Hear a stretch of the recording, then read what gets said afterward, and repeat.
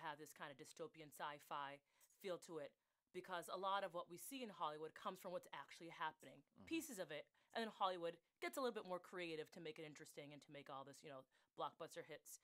But what's happening right now in Boston, Harvard Medical School being at the hub, all the teaching hospitals being at the forefront of this, there's a lot of technologies that are coming out, and they're rapidly emerging, and they're here.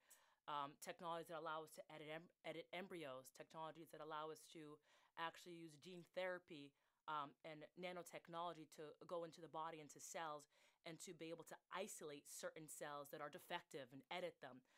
But what is happening is those technologies, as we know it, will not be available as easily to communities of color because of insurance or lack of knowledge about those technologies. And so equity and accessibility to that technology is something, that's one of the reasons why we're here, to make sure that our communities know what's there, they know the concerns about that technology and the benefits that could help them, and kind of know questions to ask if they do want to seek that out in the future. Right. What we really do, we promote people making conscious decisions when it comes down to genetics, especially inside like the hospital area. Dope. So explain to me like I'm 5. Shout out to Reddit if y'all are familiar. What are genetics? So just a little background on me. So I am a high school biology teacher. Oh, okay. So I actually took a year off from teaching, just to pursue work with Harvard's Personal Genetics Education Project. I'm just going to call it PGED from here on out because it's a little easier to say, and that's our acronym. So to work with PGED on just this, on making sure that we can take this information, bring it to communities regardless of your education level, in spite of, we want this to be accessible to everyone, like you said, 5 to 95, and everyone should be able to understand it. So we talk about genetics. We're talking about the information that makes you you. So basically the blueprint of you, the code, the genetic code that makes you unique and singular. So when we're talking about that information, there's so much that can be done with it. There's concerning things that can be done with it. We hear stories of Henrietta Lacks a lot, and more. Talking about Tuskegee syphilis trials and a whole bunch of other concerns that genetics also brings up. But having that information and having access to that genetic profile and seeing specific predispositions that you may have for developing, let's say, some sort of cancer, or developing Alzheimer's, or developing other ailments, to know that, having a readout of that and being able to say, oh, I may have an X% chance of getting this, and being able to do something about it because of the tools that are now being made available, it could be empowering. It could also be dangerous, but it could also be empowering. Okay, so what brings or brought you all to genetics, and how'd y'all get here? Okay, so I'll start with this one. I excel in math more than I excel in science. I'm a mathematician at heart. So in my classroom, actually, my sophomore year in high school, Dr. Tingwu, who I work for now, came and did a presentation at my local high school, at the high school I was going to. It's local, Health Careers Academy. And there she did a big presentation on like genetics and where the field was going. And she mentioned Gattaca. I'm not sure if anybody's ever seen that film, but she mentioned a bunch of things that really resonated with me. And I asked a bunch of questions. Of course, I was very intrigued. So I asked a bunch of questions, and then afterwards, she ends up offering me like to go to a conference with her. I go to the conference there. I ask a bunch of questions, and there they actually had the HGP, so the PGP, excuse me, which is the Personal Genome Project. So shortly after the Human Genome Project, Dr. George Church took 10 people, sequenced their whole genome, and made their profiles public. It was open to the public; anybody could view it. He actually on television, he spoke about those 10 people and at this conference. I also asked a bunch of questions. She offered me a job working with them. I declined then, but shortly after, in my other high school, I interviewed her for my graduation project. You have to interview somebody in a field of somewhere you want to work. So I interviewed her shortly after. I think like 2-3 days after, she was interviewing me again for another job. So as soon as I graduated from high school, I was working for Harvard Medical School and working in the field of genetics. Wow.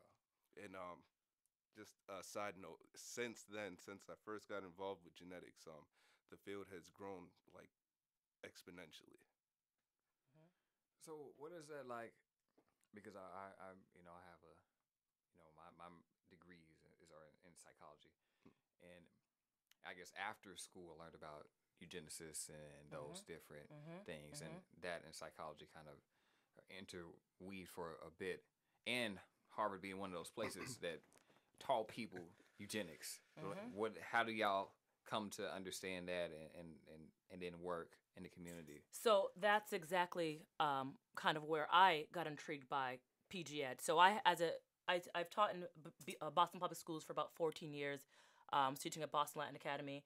And something I try to do in my lessons is always tie in eugenics when I teach about genetics, kind of knowing other ideas, previous ideas that existed, and how it relates to what we're doing today. I ended up getting an email blast from this group called PG Ed. I attended one of their workshops, and like CJ said, I became intrigued where I finally found something that I felt like was even beginning to discuss what I like to do in the classroom. So I've been very passionate about race science, scientific racism, phrenology, craniometry, eugenics, and these pseudosciences that help justify slavery. Students always, would bring up, comments and concerns in the classroom about race. So they'd say something about skin color. So I try to tie in what they're saying, what I'm hearing, to what I'm teaching. And PG Ed was one of those tools where I found that they were the only professional development that I saw as a teacher that was starting to skirt around that and bring it into the classroom. So increasing teacher cultural competency. So I'm one of few that incorporates into my lessons. I saw PG Ed as a way to, wow, I can get more teachers on board with this, in this way where they can start to feel comfortable about having these conversations before they can even begin the work with students. They have to educate themselves or re-educate themselves. I didn't learn about the eugenics movement until I was a senior in my undergraduate program, and that was the only place, and that was because of an independent course that I developed in undergrad. I ended up doing my master's thesis on it, but it's something that I had never come across. So there's adults who have never heard of the eugenics movement. There's teachers who've never heard of the eugenics movement. So trying to tie in current technologies and you can't do that without talking about past ideas. Because what's happening is, and what's concerning is, we don't want some of those past ideas creeping back in. Right. So that's what we're here. That's how I got involved with PG Ed. So when we talk about our communities, we're talking about, gene editing, it being able to say, here's a small sequence of DNA that, or the gene for this ailment, for this disease, let's edit it. What else can you edit? What else is possible? So that's where we get to this idea of genoism, that this was mentioned by the movie Gattaca. Even though it was a Hollywood movie, that idea of what happens when the haves are able to do this and the have-nots aren't. And you have this new kind of, this genoism, in a sense, that's created. So yes, the technology can be absolutely amazing, but without responsibility, it's very scary. When people say genetics in relation to Black people, there's a couple of things that happens. For one, talking about genetics, white people, is typically, I'm better than you and this is why. Or we're talking about people who are athletic, they're genetic freak. Or in some very subtle ways, when you're talking about the development of people and impoverished communities, they'll talk about the food in the community being pumped up with different things, and it's affecting the development of other people. I don't know if that's real. One of those things people talk about, the chicken being a certain way, and it is affecting the population. So I guess I'm segueing into, what about genetically modified foods and the way that it affects people of color? Is that something that people need to be watching and wary of? What are your thoughts on that? So there's a lot of studies. So we can't say anything conclusively. We can't say, actually, yes, they should, yes, they should, or no, they shouldn't. I think the fewer toxins you can put in your body, the better. I think that's something that we can all agree on. Mostly everything we eat is genetically modified. Corn, wild maize, it's not yellow. Bananas. That's genetically modified. Wild maize or corn, if you've ever seen those cartoons, or, they have a Thanksgiving meal where they have the corn that has, the cornucopia has different color kernels on it, blue, brown, yellow, white. That's more like what wild maize is. Oh, really? Yeah. It's not yellow? No, so that's modified. That's if you take a yellow kernel and you selectively breed it to be that way. And the reason why is flavor. So a lot of people feel that yellow corn is slightly sweeter than blue corn. I'm sure you might have had blue corn or blue corn tortilla chips. Yeah, there's slightly different flavors. There's different. So we are able to. So I said this idea of genetically modifying, or has been going on for a very long time. There is a lot more of it today, as we know, especially because you get, companies get paid per pound. If you want to get paid, if you want your economic output, your gross output to be, to be the highest yield that it can, you want your produce to weigh a lot, whether that is vegetation, whether that is livestock. So there is benefits if you are a business owner for your product to weigh a certain, to have a certain net weight. Now, in terms of what does that do on the body, there's lots and lots of research. We can't, as PGED, we can't definitively say it does this. But there's a lot of studies that suggest that it's doing something, that it's doing stuff to young women in terms of puberty rates, and starting to develop a little earlier. There are studies looking at what it's doing to the brain. There's studies looking at how it affects long-term health and diabetes. But we can't definitively say it does this. Should we pay attention to it? Absolutely. But we can't say one way or another that it absolutely does this. So there's a couple of different things that I'm concerned about Black people, because whether or not you noticed, I am Black, and I love my Blackness. I love the Blackness of you and all the other Black people I come across in the world. So when these high technological ideas come up and people don't have access to them, I'm like super concerned about some of these implications. So like ethical and legal implications. I think I'm definitely interested in ethics, but like some of the legal things that are happening with genetics. What are some of those things happening now? So first, I'm gonna start off with just addressing one thing: access. So accessibility of the genetic technologies have actually grown. Has grown since I've started. So, like I mentioned earlier, the HGP, the Human Genome Project, took $2.2 billion for them to finance the first genome. That's every gene in one person's body. So for one person's genome, it took $2.2 billion. Right now, it's about $800. $8.99 to $800 right now. I know on our website it says about 1,000, but the cost has went down since we did that chart on our website. So it's not as let's say as for the higher class now. It's more accessible to everybody. Also, there are spots that are looking at communities of color to offer them, let's say, a lower price to collect some of their DNA as well. And Fabienne really enjoys telling this story, so I'll let her jump in on this one. So I think, Martin, you mentioned what are some of the legal implications of these genetic technology, genetic testing.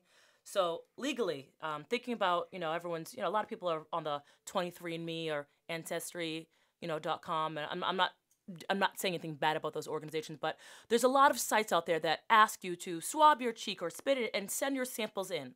When we talk about some of the legal, ramifications of that, or what can be done, or some of the concerns that you were asking about, who has now your genetic profile? Who has it?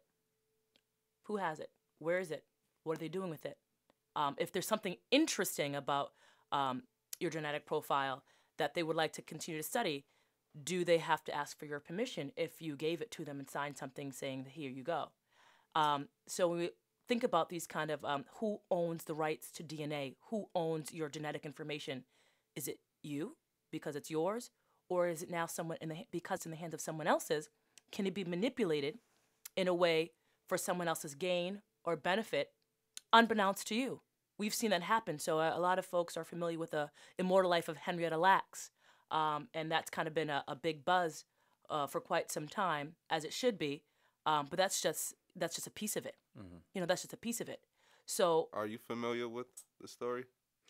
Refresh my memory a little bit. So it was a woman her information, or like her cell information, was taken and used to create. She was seen at Johns Hopkins in the Negro ward, in the colored ward of the hospital. Yeah, and this was What year? This was in the 40s. She had a very rare she had a very unique form of cervical cancer, Okay. and her cells were so unique in that they were able to be frozen, thawed, and then continue to replicate. As we know, when you freeze cells or freeze tissue, because water expands as it freezes, it ruptures, the cell, not hers. So because of that, they were able to replicate her cells and send them worldwide to be used to study for research. So all the vaccines that we know today, measles, mumps, rubella, chickenpox, have all been studied and developed using her cells, HeLa cells. And the controversy with that, and from Oprah's movie and from the book, was highlighting now is families never been compensated. They didn't. A lot of them didn't even know this was happening. She was her husband signed off, not her. So this idea of consent, was consent legal? Did she really consent? So Harvard actually had her granddaughter come in, Jerry Y. Lax, come in to talk to them about some of the ramifications of that and some of the programs that they are putting in development now to make sure that that doesn't happen. So that's one thing when we say legal ramifications. The other thing is DNA testing, as CJ started to mention, in communities of color. So there are absolutely initiatives, from organizations, government organizations, that are in fact right now happening to test communities of color, collecting their DNA, and that's alarming. You're like, wait a minute, why? Why? On the flip side of that, what people don't realize is before you can market any product, before precision medicine can be marketed and say we are able to take every individual based on their DNA and their genes and make medicine precise and tailored to each individual, you have to have a fair sample set. Right now, there's not a fair sample set. Community colors Black community, Latino community is missing from that sample set. So right now, the government agencies aren't able to say we have something that's representative of the population. So because of that, a remedy is, hey, let's not sample and get collected, offer these, tests for free. Let's try to get, Black and brown people in so we can sample their DNA so that we can use it for precision medicine. So that's one of the concerns is, you want to do what? To who and where? The other piece is like, for precision medicine. But then the concern is, okay, if you do it, will they have access to these brand new radical treatments that you are promoting? Will access be fair and equitable? So that's what we want to make sure is out there, is equity and access to these technologies is available to everyone equally.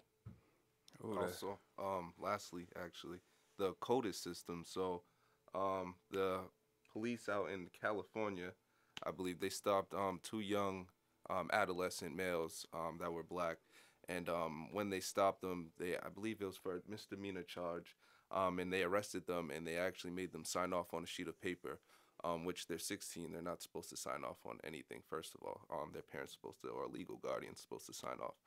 They made them sign off on a piece of paper, basically saying that they can submit their DNA to the police. In doing so, the officers said that they would release them. So it was rather I stay in jail for a night and see what happens. A lot of Black and brown people have been getting killed by police, so I'm sure these young men were scared. Or do I sign this piece of paper and let the police have cheek cells, or who knows what they took exactly? So yep, absolutely. This was in San Diego about 2 years ago. It was an illegal stop and seizing of DNA from minors. It was about 4 minors, and they signed off on the form, which is illegal because they're not 18, they can't consent. So that idea of, informed consent and what that means, and are people really aware of what that is, and what are the other legal implications of when that is done illegally. So the white man that took so much, he want my DNA, Right. he want my soul next. It's hard. It's hard to, for one, it's the level of understanding is so vast, and it's between communities of color that are impoverished, Black communities being specifically referenced, to have to understand, like, okay, well, I'm gonna give my DNA because to better this project in the future that I'm not guaranteed to be able to access. That's scary to me. Mm-hmm. What do you say to that person who's like, I can't give this white man no more? Like he done had it all. How do you help somebody understand the necessity of this? So how I think of it is, do the benefits outweigh the concerns? And I can't say that they do. Okay. It's the concerns are there historically, systematically, and it's a continuation. But one thing I look at is, if that was my child, if that was me, if that was me, if that was my child, would I want access to this? And would I give my DNA in a heartbeat to save my kid, to save myself and my family? Absolutely. So is that kind of piece there that you have to grapple with, which is the benefit of an individual, the benefit of a community, and looking at what are the bigger ramifications of that, but what are the also benefits of that. So it's hard. You're right. It's hard. You're absolutely right. There's so much injustice that's been done. There's a huge mistrust in communities of color in science, thinking about all that's happened. But there is also room to take advantage of some of these benefits and start to make sure that the playing field is equal as well. So is it scary? I think definitely, hell yeah. Hell yeah, it's scary. Because in my eyes, it's like, as doctors are fighting to use this for good, I'm sure there's someone out there equally who's fighting to use this for bad or negative. Right. And we've seen it time and time again with white supremacists and other things. I feel like black people have a target on them. Right. I mean, just to be real. So it's like, with knowing what we know now, after we do workshops and things of that nature, it's like, with knowing what we know now, is it still is it easier to make a decision? Not quite. It's like you're still balancing on that scale of yes or no. And a lot of the times when people face decisions like this, I want to mention that they are really under pressure. I mean, usually this is the last option for some people, or like, damned if I do, damned if I don't. So you think it's a hard decision now. Imagine with the pressure of all that on top of your shoulders as well. Yeah, absolutely. So I'm looking at some of the things that you all do in relation to workshops, and I'm going to read through this list so people know this. There's a introduction to personal genetics, DNA collection in communities of color, genetics, jobs, and your rights, embryo editing and reproduction, athletics and genetics, protecting athletes with genetic conditions, sickle cell trait, personalized medicine, DNA crime and law enforcement, history, eugenics, and genetics. Me being a part of Black Lives Matter and being not just concerned, but often appalled and having all the feelings about our law enforcement. What are some of the ways? You told me about the issue with kids having their cells taken without them being able to consent. What are some other things happening with crime and law enforcement as genetics is concerned? First, let's just mention your DNA is your DNA while it's still on you. Right. You drop a hair follicle, you drink out of a cup, throw it in the trash. You throw that condom wrapper in the trash. Anything that's not on your person any longer is no longer considered your DNA. The police can actually take that and sequence that or use it against you or however they want. There's also familial DNA searches. So let's say the police were looking for my father. Okay. Let's use me as an example. My father's passed away. They're not going to look for him. But let's say they're looking for my father and they take my DNA. It's easier for them to track him now, DNA-wise, through my DNA than it is without any DNA, So it's they can take one person in your family's DNA to kind of track you down as well. Yeah. So, and do a partial search. Right. So they may not, let's say they don't have CJ's father's genetic profile on the CODIS registry, but they have CJ's, and let's say something happened at a crime scene. CJ would pop in as a partial match in the system, meaning maybe it wasn't him, but someone related, very closely related to him, is responsible for this. So familial DNA searching, where that we're seeing that especially in California right now, where if a family member has a history and has been in the system, and they have a child that also has, now you're more likely to have familial DNA tracking and searching because now it's a pattern within this family, and you're more of interest. So that's one thing that PGED is concerned with, and making sure that people are aware of that, that it's in certain states that's happening, and it sets up communities of color to be more targeted by law enforcement again. It sounds like predictive policing. Is that the direction that it's going in? Oh, this is like I've been thinking about Minority Report all day. It's like this can't be real. But it's like, how do we get ahead of the curve? The rate at which technology increases is exponential. So people who have access to nothing, you come in and give them all this information, and it's like 2 weeks from now, something different has changed. Yep. And with education not having a level of equity, how do we keep people hopeful and engaged, and even thinking that they can kind of have a part of like building their own understanding, or maybe their own genetic modules, trainings, workshops, institutions? How do you maintain that within people with things increasing so rapidly?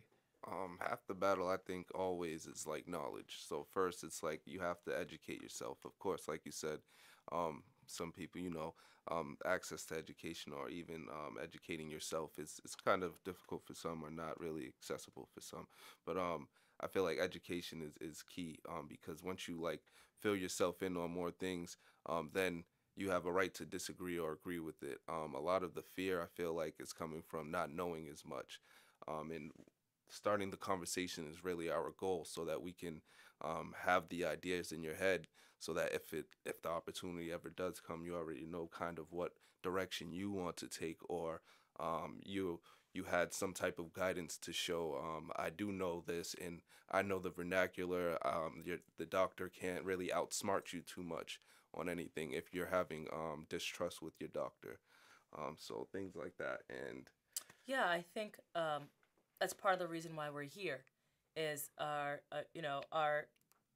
director, Dr. Ting Wu, said it best. She said, the train has left the station, and we're desperately trying to chase after it. And that's what's happening. That's what we're doing. We're trying to chase after it. It's going. The train has left. It is moving, with or without us. But what we can do, as CJ said, is equip and arm our communities with that knowledge. So that's why our initiative, I started with PGED, with taking these lessons in the classroom, and now CJ and I are working together to take it out of the classroom, to take it to communities, community centers, local libraries, grassroots, campaign where we're like putting up flyers, having conversations one-on-one with individuals, doing interviews where we can at least inform people and equip them with some knowledge where, okay, so if you're going to sequence your DNA or someone's asking for it, well, how about you ask if your samples could be returned to you? Can they ask the organization if they can protect against a data breach? No one can. We saw what happened with Equifax and Yahoo. So if they say that they can, that's not really true. Ask how they're protecting against a data breach. Ask if you can be randomized. Do you have to give your name and your address, or can you give a random ID code that's not linked to your address and name? So if that information does get out, it's not linked directly to you, back to your home address, even though it's your profile, that profile doesn't have a name, social security number, and an address associated with it. So basic questions to ask if this is something, an avenue that you choose to go down, or that's happening to you. So equipping and arming our community with, the questions to ask, the tools, and just informing them of what's happening around them, especially in Boston. This is a satellite, a hub for genetic technology. So much is coming out of, of Harvard Medical School, and just in the Boston area in general, where leaders and from around the world are coming here for this, for this care, this specialized care. And because it's here, they should know about it and have access to it if they so choose, or not if they want, but just knowing, just being equipped with that knowledge and what to do if the opportunity did arise. Oh, absolutely. Okay. So, I mean, we're at a good point. I do want to be able to take a break and then come back and discuss a little bit more of this. But some of those things I do want to discuss when we come back on the other side are just kind of the more ethical implications, and then kind of social, congressional briefings, athletics, modification. And I've seen y'all consulted with a couple uh, TV shows, which is cool, but I do want to like save that for the second half. So I'm here with CJ Jones and Fabienne Mondesir. And we're at Blm Boston Radio, and we'll be back and after a short break. I got loyalty inside.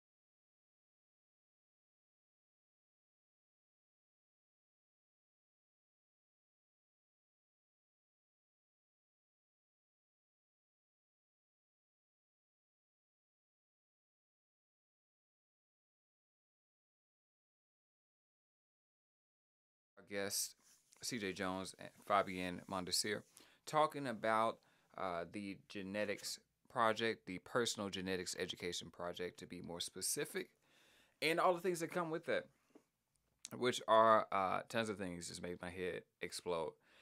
So getting back into it, starting a little bit heavier, a little bit more dense and concentrated. We talked about eugenics a little bit earlier, and I want to ask you all to break down what eugenics are, so we can get into the conversation about how that affects genetics.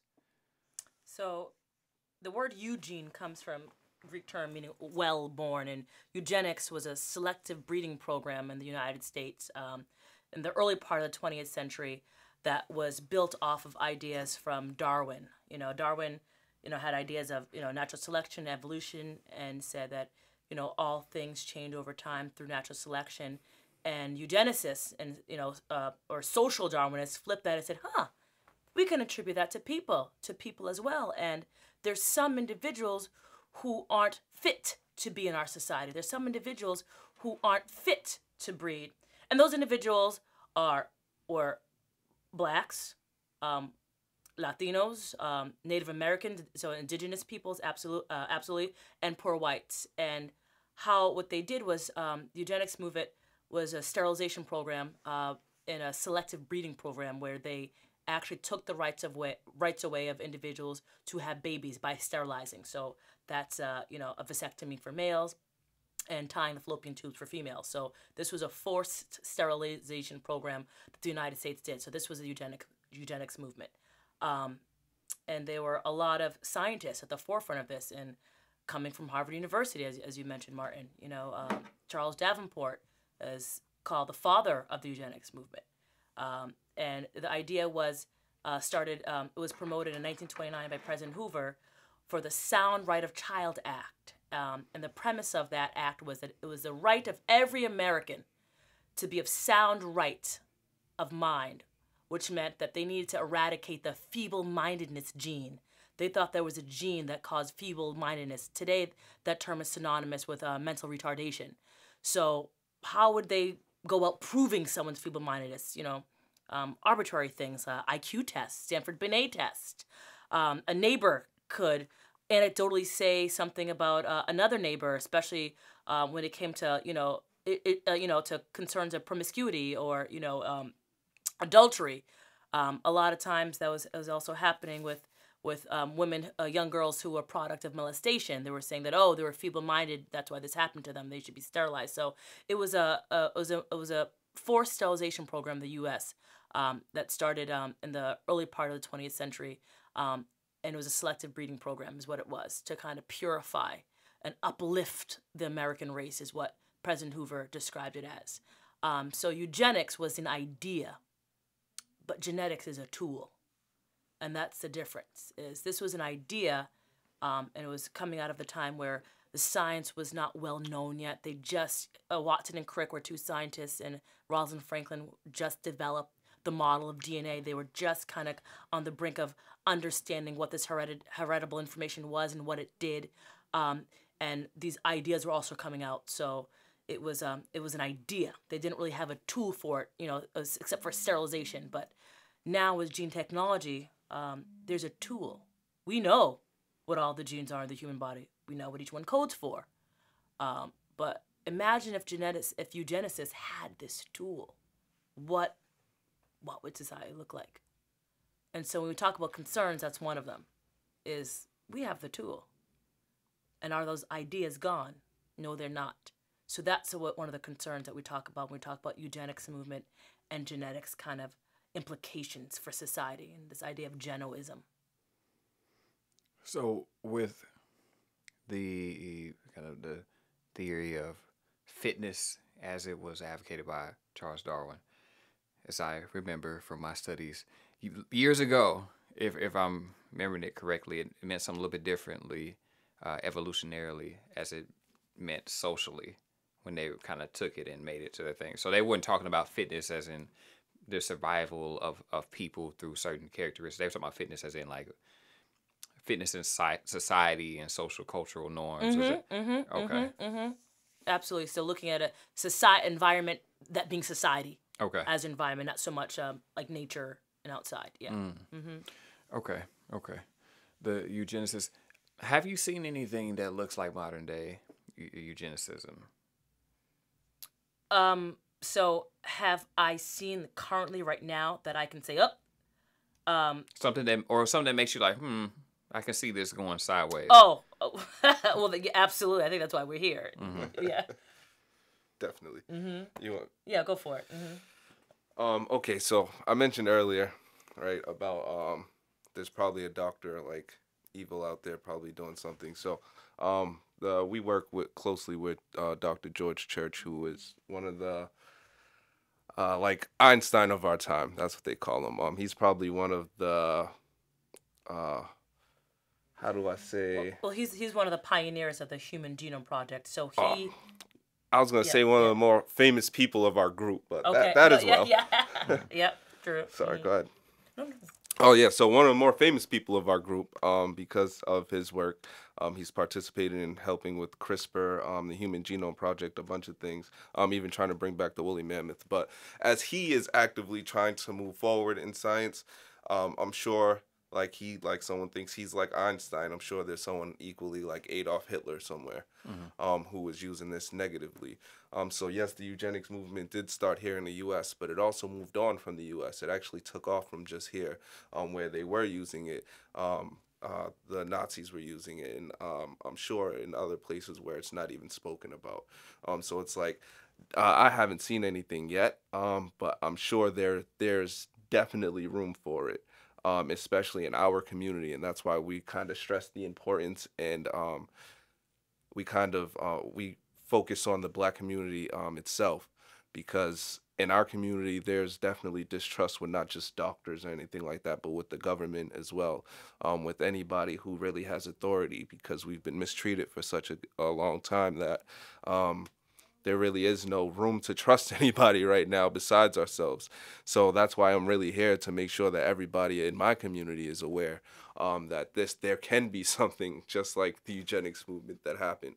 But this is how we stop it, by educating ourselves prior to, and doing something about it, to where we can have talks, or we can sign petitions and get bills and laws passed, or there's things that we can actively do now, to where we can try to change, opposed to before, where we were all slaves and didn't really have a voice, or I guess anything to say. Yeah. So something that comes to mind, we were talking about, have we seen in our communities of what we see in terms of genetic discrimination or the potential for it. I think one thing that resonates and comes to mind is this idea of, if we can start to select genes that cause diseases. Let's say there's two individuals applying for a job. Let's say one person has had their genes modified early on, embryonically speaking, before they've been born, selected, to make sure that they don't develop, let's say BRCA1 breast cancer, Alzheimer's, type 1 diabetes, a list of others where, let's say that they have advantage, a genetic advantage. Let's say an individual has not. Their parents had sex, got pregnant, they had a baby. Applying for a job. If you're a business owner, and health insurance is a big debate right now, as we know, is, let's say it's cheaper for tier 1 insurance, meaning a healthier person that's going to need less sick days, may not need short-term disability or long-term. Who would you hire? Someone that has a cleaner genetic profile, so to speak, this idea of may need less assistance in terms of health insurance and coverage, or someone that may need more, or it's a wild card, you don't know. Who would you hire? Who do you take on? What employees? What does that look like? Genetically speaking. So that was kind of the premise of the movie Gattaca from 1997, and it asked that exact question and how to painted this dystopian society that investigated just that. There has been some systems in place where we're not the first to talk about this. Congresswoman Louise Slaughter came up with a GINA bill and got that passed into Congress. The GINA bill is the Genetic Information Non-Discrimination Act. And so that's one piece of protection. But there's loopholes there. Doesn't it protect against Native Americans on reservations? Doesn't protect against the military. Guess who's on reservations? Brown people. Guess who's a lot of lots of our in our military, black and brown people. So there are loopholes to it, and private companies, there's some loopholes to that as well. So it's not perfect. There is a system in place, but there needs to be more. There needs to be more. Right, but on the flip side of the genetic tests, like health insurance and things, the employers. So you, Mr. Henson, if you, let's say you had narcolepsy and you fell asleep suddenly, would your listeners want to listen to you if you had fell asleep? Nah. So would you get hired for this job? Or even, let's say, a school bus driver or a pilot with narcolepsy, which I always mention this actually, which George Church actually has. So there's things like when people are having children and they're selecting who moves on, or like which child like isn't gonna have a disease or something like that. Albert Einstein was dyslexic. Abraham Lincoln had Marfan syndrome. There's a bunch of people who have had genetic disorders who would never be here if their parents chose the, let's say, more regular embryo or the best embryo that could survive. So discriminating against children, or even in your own household. Gattaca had a good view on it. So their first son, they had regularly, they had sex or whatever, and once he was born, they actually they did an exam on him where they sequenced his DNA and they found that he was, I'm trying to remember percentages right now, but they gave all the percentages of any genetic disorder that he could have, and also his life expectancy, which we're not there right now, but they said 30.2 years. So after that, his father, his mother goes to name him, and she gives him his father's name, like to make him a junior. His father's, oh, no, name him this, because he didn't want his son to die at an early age and carry his name if he wasn't genetically built for to be awesome or great. So his next son, which they did have through IVF, they actually did name Anton, which was the father's name. So even discrimination, against your own children. Mm-hmm. So, I mean, I don't want to scare the listeners into thinking that this is what's being done at Harvard, no. as editing embryos. So there's technology that is able to do that, but that's not being done. Okay.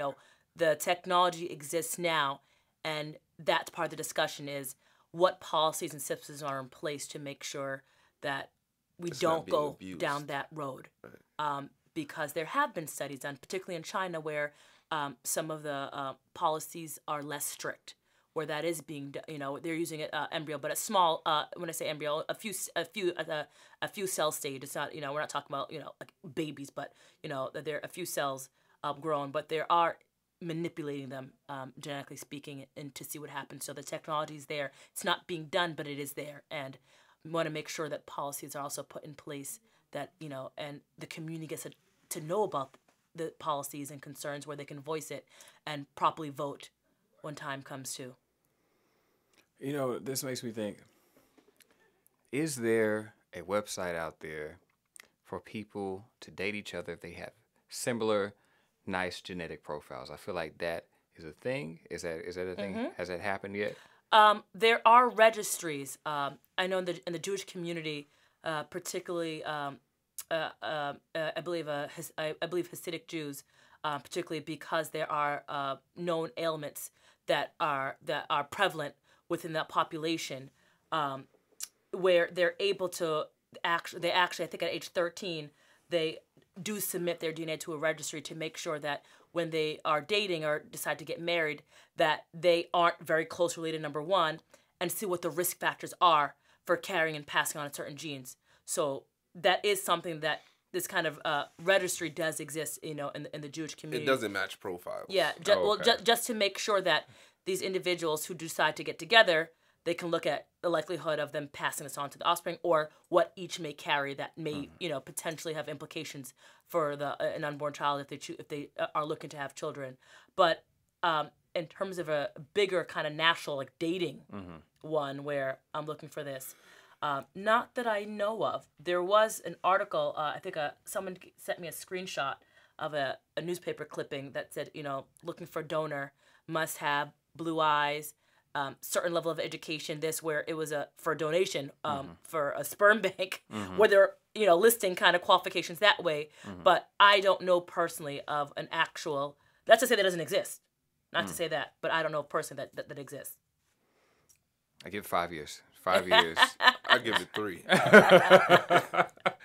And we'll be there. I mean, at the rate for what you say that it's advancing, then it's going to be so cheap that the average person, probably upper middle class, are going to be able to access it, and then it's going to be on TV. It's just almost like an episode of Black Mirror. Yep, and that comes up a lot in staff meeting. A lot. We look at each other and like, man, in our discussions there, we're like, I feel like this was done in an episode, where, that happens a lot. Definitely. Yeah. Definitely. So I see that you all did congressional briefings. What would you brief Congress people about? How would that go? So much of, so the congressional briefings tend to be bipartisan. Louise Slaughter is a Democrat, and also Elizabeth Warren also is a Democrat, and they've been at some of these briefings, but they do look to make sure the room is balanced, and what they brief them on is kind of what we're doing today, right now. What are the technologies that are coming out? The new, current, cutting-edge technologies. How are they useful, and what are some of the implications of them, and how might they be misused, and who might not have access to it, and why?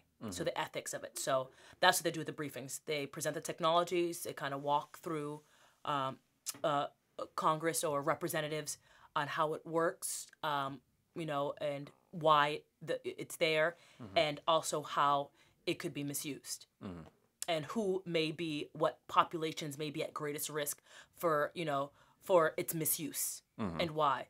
So that's what usually happens to the congressional briefings is just, again, awareness and information. And ideas of equity and access. Okay. I'm thinking about this whole genetic thing and sports to take a turn. I remember there was a guy who was a football player. I don't remember his name, but he was supposedly bred to be like a good quarterback. Came from good genes and all this thing, and I don't think it panned out that way. But I know for people in the African American community, or Black community rather, there is, we're looking for sports all the time. A lot of times that being a way out. So athletics and genetics, what are the overlapping things that people need to be thinking about? Oh man, this is me. So athletics and genetics. So first, I want to mention that genetic testing prior to playing sports is one thing that we're looking at.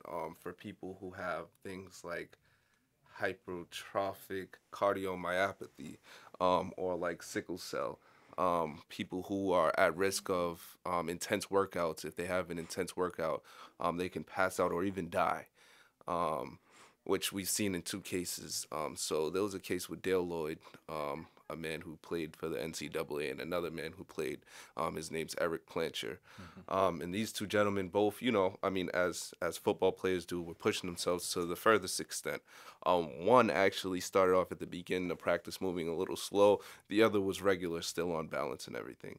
But both of them, 2 different teams, 2 different times, fell to the ground, eyes rolling in the back of their head, needed assistance, immediate assistance. And instead of the coaches calling for emergency assistance immediately, they called their medical staff that they had there on scene instead of calling 911 for assistance. And both of those gentlemen ended up dying. So now, like the NCAA and other schools, I think out in St. Louis, are testing students prior to playing to see if they have these diseases, sickle cell, HCM, things of that nature. But discrimination. Should they be allowed to play even if they have these diseases and they can't really work out and do intense workouts, or should they be stopped from playing like some students out in St. Louis who can't play in their high school team because they have sickle cell? And and what differentiation needs to be made is just because you carry the trait doesn't mean you have sickle cell disease. So there's some schools, and we know of some in Missouri that are screening their players. So now are we going to start saying, and we know sickle cell is common in Black communities, and people of African descent. So now Southeast Asian. Southeast Asian, people of African descent, and also some Sicilians as well. But predominantly in the United States, we see it mostly of people of African descent.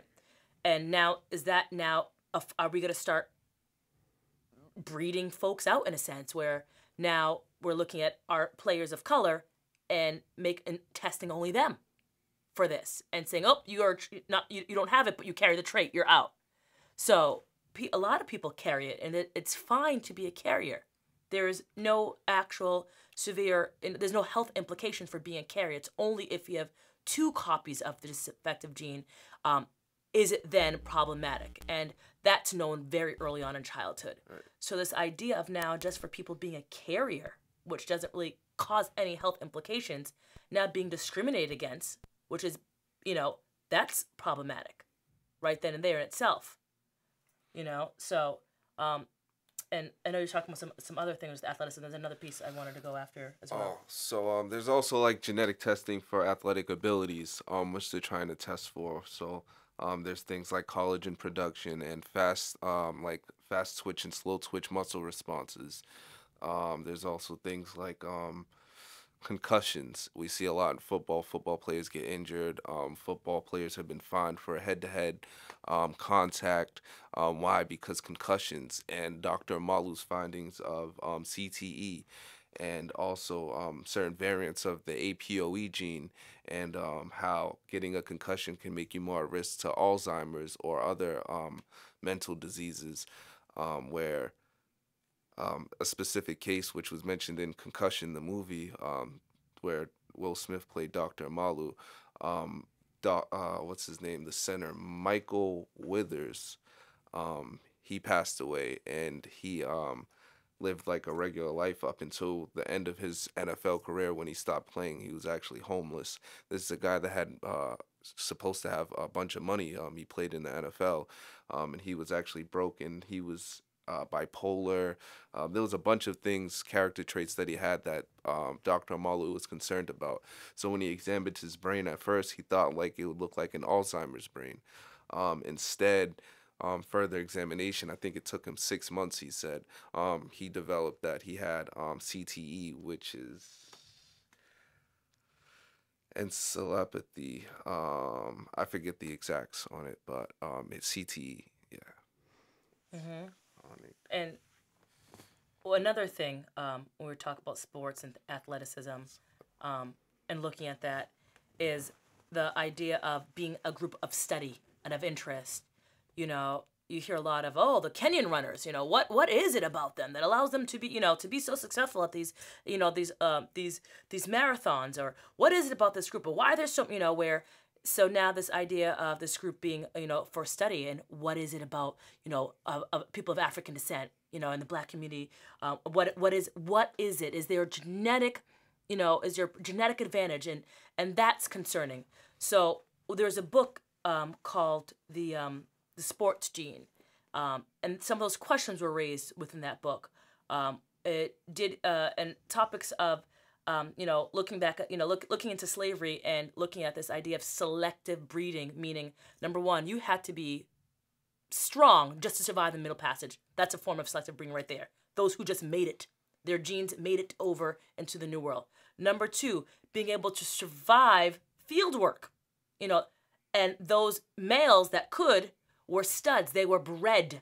They were met and moved from plantation to plantation to impregnate the females because they were able, because of their qualities. They were, of strength and vigor. So that's another form of selection. And people are going, so people of African Americans or of African descent, they may have some kind of so this is a thought, that scientists were saying, and folks were questioning, do they have some kind of unfair, so this natural ability where that was starting to be questioned, being concerned.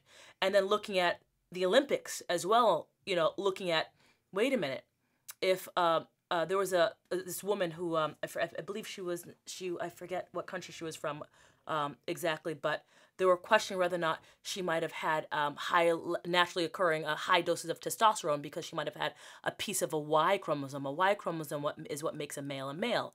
So they were saying, oh, she might have that. Let's test her to see if the medal she won was fair.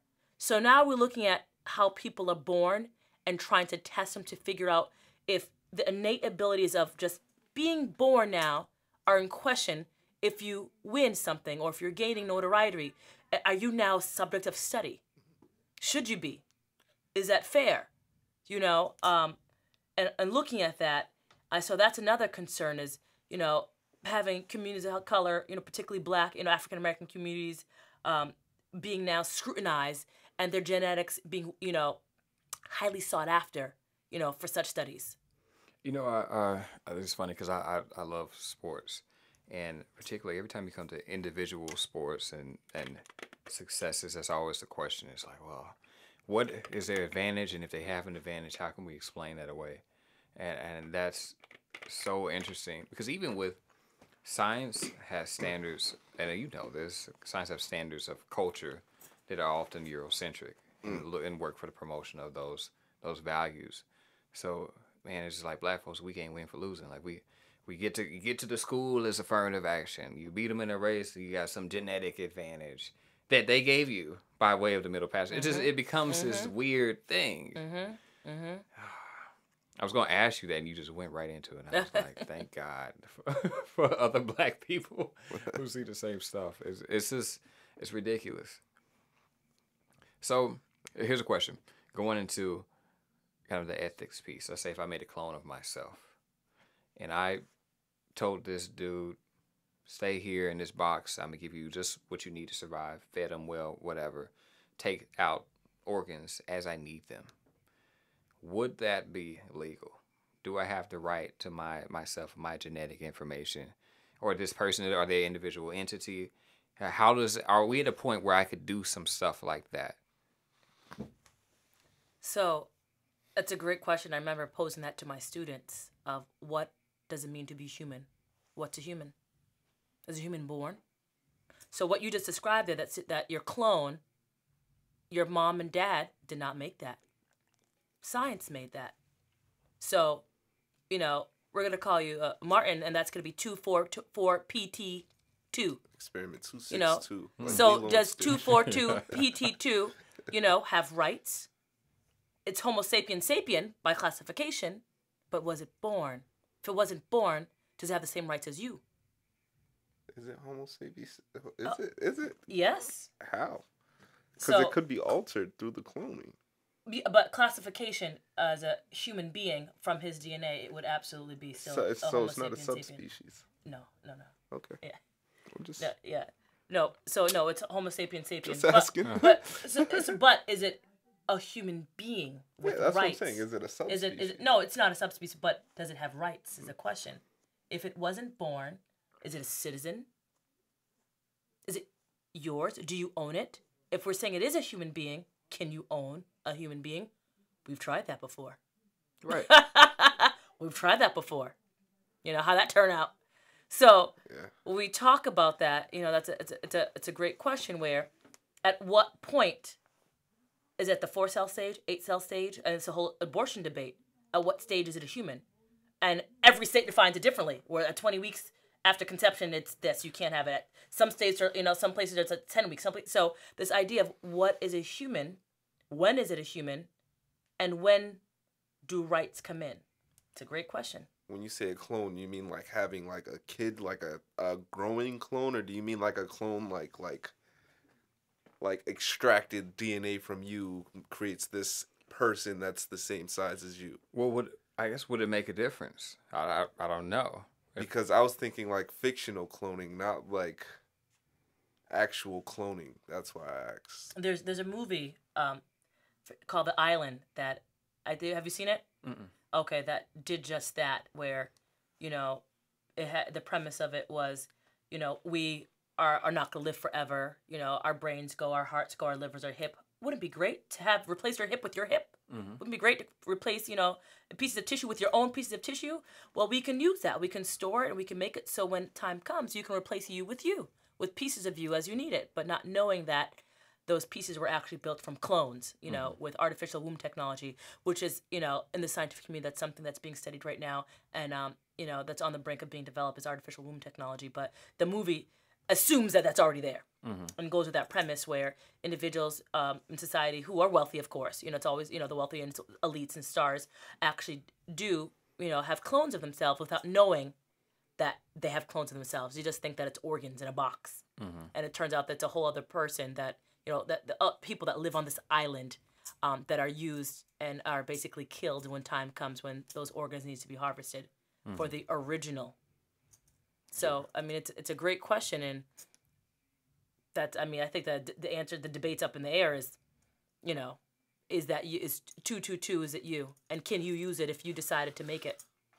Well, I mean, on another, do you have another question? On another side, it's like CRISPR technology is supposed to help with like pig organ transplants and things of that nature as well as curing diseases. Tell them what CRISPR is. CRISPR just is what it does. clustered, interspaced, repeated palindromic. Palindromic repeats. Excuse me. So yes, don't put me on the spot like that ever again, please. So yeah, CRISPR technology actually is a technology. It's like a little robot, I guess you could say, or a little. Well, it's a gene editing technology. It's a little piece of DNA that can identify and cut DNA at specific sites and actually edit it out with a desired gene in its place. CRISPR, you wanna? Oh, clustered. What it stands for is not important, but it stands for clustered, regularly interspaced palindromic repeats. But it's a long name for just for a tool that can edit DNA. So with that, so pig organs actually they carry things that I say diseases or viruses that can be activated with in a human that aren't really so active in a pig. So what CRISPR would do is actually go in and help take that out before transporting or transplanting it into a human. But with that being said, is it okay to transfer organs from a pig even or a pig clone to a human? So that kind of gets into your avenue too, where the list of people waiting for an organ right now, an organ transplant, is probably extensive. And if a pig was available, would they agree to it? I'm sure if I needed anything, even a heart, and a pig could offer me a heart, I would take it. So I can almost guarantee that some people through desperate times would agree to it, and some people would have an issue with it. I also have people who are brothers in the Muslim community who have a problem with this. So there's a lot of things where like ethics or access, who has access to this and who doesn't, that where that comes up as well. I know you all do consulting on a couple TV shows. One of the TV shows, How to Get Away with Murder. Shout out to Shonda Rhimes. I just started watching it, and it's everything in life. But like, what does that look like? So if something like that's happening, there's consultation happening towards some type of project like that. What type of questions are people likely to ask? So that's so our director, Dr. Wu, she goes out to Hollywood as a consultant, and what happens is the writers will have a script. And they'll go through it and just ask for her expertise is, does this sound right? Does this sound correct? Is this what would actually happen? Right. And she will either say yay or no, it's more like this, to help them edit that script so that when the actors are saying it, it's realistic. Yeah, so it's getting like science fiction kind of out of some of the script and putting in more realistic science into it, to where like CSI and like stuff like that, let's say, where they have things that are rapid, like they have tests that come back probably like in 10 minutes. You see somebody leave the office, they get a phone call. That's not really so accurate in the field. So things like that. Yeah, just making sure that the science in the scene is correct. Inappropriate. Okay. So, as we wrap up, Black people in the community right now, if there were something that information that you were able to give them or direct them towards certain resources or say, hey, here's some things you need to start doing right now or educate yourself about, what would those things be? Come to our workshops, first of all. I have a workshop December 2nd at South End Branch Library. It will be starting at 11 to 1:30. Actually, it's 2 hours, not 2 hours and a half. There will be a half hour for like a break. I'll probably have pizza, and I want to have an open discussion throughout that time period. But yeah, so starting like with workshops, at least on this subject, there's a bunch of other things that this kind of gateways to. So like if you start here, you'll find yourself taking off in different directions, wherever your mind takes you, really. Yep, absolutely. So come to a workshop, as CJ said, find us, or check out our website. Check out our website, pged.org.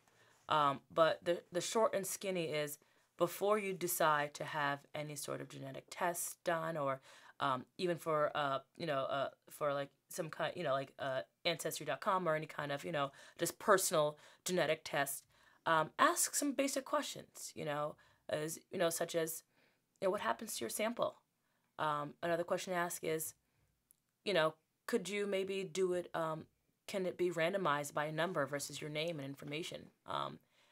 Can your sample, if they're not going to return it, be destroyed after?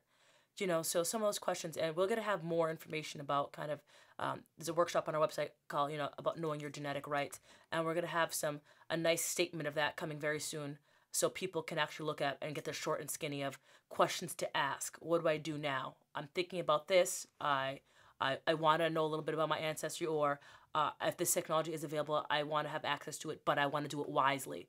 So check out our website, get on our mailing list and our newsletter. We send out information about 3 times a year, so we won't bombard you. Right. But yeah, check out our website and sign up to be in the know. And like CJ said, December 2nd. If you can, if you're local, come to the workshop. If not, website. Let me add on just so I can lead people to our website. So let's discuss the mammoth in the room. So Dr. George Church, he's actually thinking about bringing back the woolly mammoth, and hopes to combat globalization and climate change. And that's something, if you're interested in, you could always go to our site or email me to find out more. Okay, because I have several questions. Yeah. Perfect segue into. Oh, absolutely. I want to thank you all for coming on. And I have one last question. So a lot of people think there's this kind of, maybe it's a philosophical question. Is technology advancing at a rate to where we can't comprehend what we have the power to do? Like, so with this information that we have, should we have it? Would we be better off not knowing, like the genetic genome things, or are we good to have it? Or what do y'all think? So I'm right in the middle. Right in the middle, where a piece of me says, man, this technology that's available is happening and developing faster than we can regulate it, which is a problem. Right. And it's happening faster than we can think about the implications of it. So, but at the same time, it also poses, great prospect to, man, some of the diseases that plague our communities can be, through gene therapies that are now becoming available, could be in a sense eradicated. So it's a mixed bag, and I think that's what it is. It is just that. There's benefits and there's concerns, and know both and talk about both. For me, it's like I'm in the middle as well, but it's like in our community, which I keep mentioning, there's major distrust with things like this. So that's one standpoint, but as well as the benefits. So we didn't mention, but there was a little girl, Layla, who this technology actually helped, and she benefited from. Actually, it was Talon's, Talon's, not CRISPR technology, but it was still kind of the same thing where she benefited from the technology. So is it resourceful? Definitely. But the access and who has access to your information is kind of concerning, because you don't know what's getting done with it. I tell people all the time, there's students that go around, even, and they draw blood. There's people right now who are trying to become a nurse or whatever. They need to do just draw blood for, let's say, 5 seconds or whatever, just so that they get comfortable with doing it. But in doing so, that has to be disposed of, correct? Someone can take that same sample out of the trash and use it, but it's all about who's using it, and that's kind of where the discussion is. And I keep mentioning there's probably somebody evil right now trying to, let's say, get together the Aryan race per se, or trying to start an army. I think a couple of them are coming this weekend with genetic technology. So I mean, there's like she said, there's benefits and there's concerns, and it's actually time to shine light on and expose both sides. So I'm here with CJ Jones and Fabienne Mondesir, coming from the Personal Genetics Education Project, talking about the things that Black people need to know about genetics. Everybody needs to know, but especially Black people, because you know how they try to do us. We got to be on the up and up. So I want to thank you all for coming through. And for y'all who don't know who I am, my name is Martin Henson. I'm with Black Lives Matter Boston. My pronouns are he, him, his. I'm on here every Thursday, 7 to 8:30. Check me out. I'm out here. So I will see you all next week, and thank y'all for coming. Thanks for having us.